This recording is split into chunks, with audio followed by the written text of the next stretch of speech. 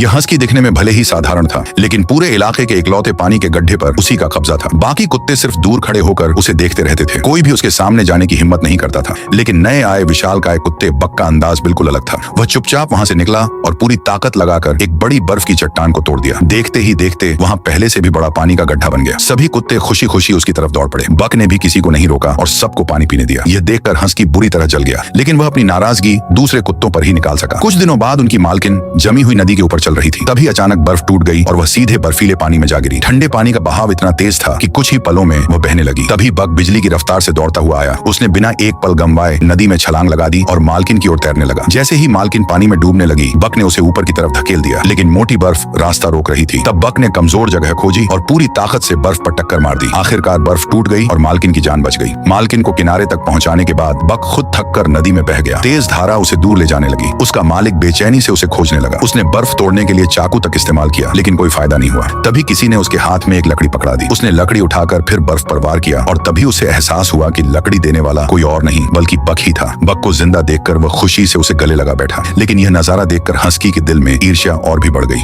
उस रात मालकिन ने बक को इनाम में एक बड़ा चिकन पीस दिया। यह देखकर हस्की अंदर ही अंदर जल उठा। अगले दिन जब सभी कुत्ते खरगोश का पीछा कर रहे थे, तभी हस्की अचानक सामने आया और खरगोश को मार गिराया। उसने अपने दांत दिखाकर बक को चुनौती दी। अब दोनों के बीच टकराव तय था। बक का शरीर भले ही विशाल था, लेकिन उसे लड़ाई का ज्यादा अनुभव नहीं था। दूसरी तरफ हस्की कई लड़ाइयां जीत चुका था। मुकाबला शुरू होते ही बक पर भारी पड़ने लगा। कुछ ही देर में बक जमीन पर गिर पड़ा और उठ भी नहीं पा रहा था। जीतने के बाद हस्की ने उसका मजाक उड़ाना भी शुरू कर दिया। बाकी कुत्ते सब कुछ देख रहे थे, लेकिन कोई कुछ कह नहीं पा रहा था। तभी एक ऐसा कुत्ता जिसकी बक ने कभी मदद की थी, जोर जोर से उसका नाम पुकारने लगा। साथी की आवाज सुनकर बक के अंदर फिर से जोश जाग उठा। उसने खुद को संभाला और दोबारा खड़ा हो गया। इस बार उसकी आंखों में डर नहीं बल्कि आत्मविश्वास था। हस्की फिर से उस पर झपटा, लेकिन अब बक पीछे हटने वाला नहीं था। दोनों के बीच भयंकर लड़ाई हुई और आखिरकार बक ने हस्की को हरा दिया। उस दिन के बाद हस्की का रुतबा खत्म हो गया। उसे समझ आ गया कि अब वह टोली का नेता नहीं रहा। चुपचाप वह बर्फीले मैदानों में कहीं दूर चला गया और फिर कभी वापस नहीं लौटा। अगले पार्ट के लिए चैनल को सब्सक्राइब करें।